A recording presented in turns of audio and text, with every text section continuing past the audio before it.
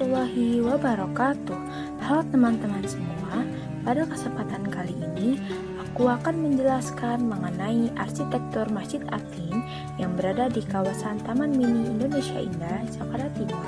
Stay tune ya. Masjid Atin adalah satu di antara dua masjid megah di kawasan Taman Mini Indonesia Indah. Masjid lainnya adalah Masjid Diponegoro. Masjid yang mulai dibangun pada April 1997 ini menempati area tanah seluas 70.000 meter persegi dengan kapasitas sekitar 9.000 orang di dalam masjid dan 1.850 orang di sekitar tertutup dan plaza. Pembangunan Masjid Atin selesai pada tahun 1999 dan dibuka secara umum pada tanggal 26 November 1999. Arsitektur Masjid Atin mempunyai keunikan dan kekhasan tersendiri, baik dari segi arsitektur bangunan, hiasan ornamen, maupun desain dalam dan luar ruangan. Arsitek masjid ini adalah Fauzan Nukman dan Ahmad Nukman. Gaya arsitektur masjid ini berusaha menonjolkan lekukan bentuk anak panah pada dinding di hampir semua sudut dan ornamen yang dihiasinya. Lekukan anak panah ini terlihat secara jelas pada bagian muka masjid dari arah pintu masuk. Pada bagian muka masjid terdapat taman luas dengan pepohonan rindang yang mengitari plaza berbentuk lingkaran yang terbuat dari marmer berwarna krem. Dari plaza menuju arah muka masjid terdapat jalan yang terletak di kanan dan kiri plaza.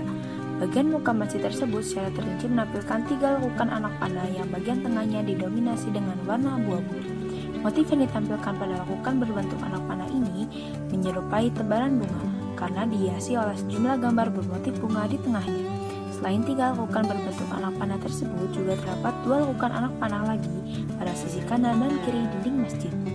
Mencoloknya lekukan, konstruksi, dan ornamen yang berbentuk anak panah pada tiap bagian masjid ini memberikan gambaran bahwa rancang bangun Masjid Atin didesain seminimal mungkin untuk mengekspos elemen estetis terputus dengan mengedepankan gerakan geometris yang terus bersambung seperti yang tergambar dalam sudut masing-masing anak panah yang saling berhubungan. Bentuk anak panah ini memiliki makna agar umat manusia tidak pernah berhenti mensyukuri nikmat Allah. Selain itu juga tampak dari bagian muka masjid sebuah kubah utama yang diapit oleh 4 kubah masjid. Pada bangunan kubah-kubah kecil ini juga dipenuhi lakukan berbentuk anak panah yang lebih tinggi dan runcing.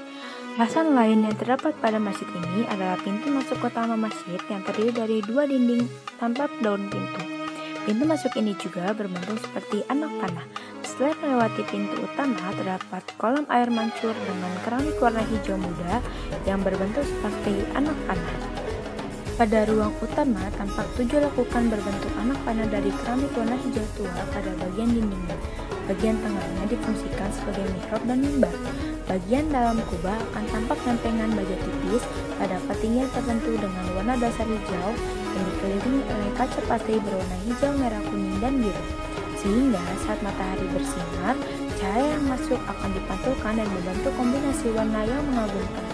Berbeda dengan masjid pada umumnya, penggunaan ornamen kaligrafi dalam masjid ini sangat minim.